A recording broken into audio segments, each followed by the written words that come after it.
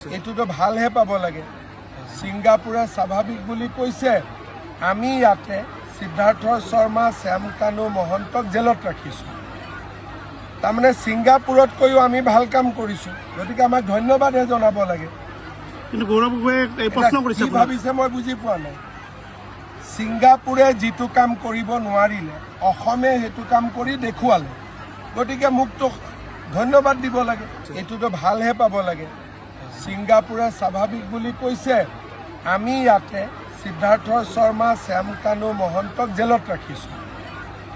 তাৰমানে ছিংগাপুৰতকৈও আমি ভাল কাম কৰিছোঁ, গতিকে আমাক ধন্যবাদহে জনাব লাগে। কিন্তু গৌৰৱ গগৈয়ে এই প্ৰশ্ন কৰিছে, কি ভাবিছে মই বুজি পোৱা নাই। ছিংগাপুৰে যিটো কাম কৰিব নোৱাৰিলে অসমে সেইটো কাম কৰি দেখুৱালে, গতিকে মোকতো ধন্যবাদ দিব লাগে। এইটোতো ভালহে পাব লাগে।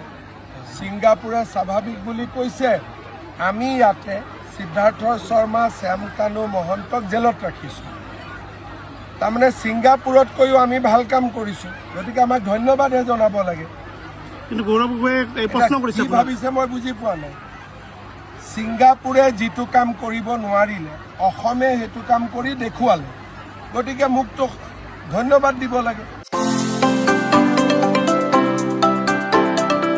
প্ৰাকৃতিক দৃশ্যৰ মাজত এটি সুন্দৰ দিন পাৰ কৰিবলৈ আপোনাৰো মন যায় নেকি?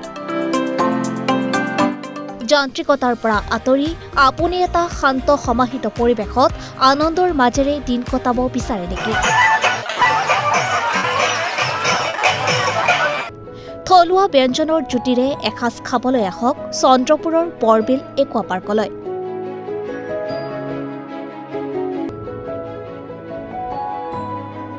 সবিশেষ জানিবলৈ যোগাযোগ কৰক 8486265853 আৰু 9854291598 নম্বৰত।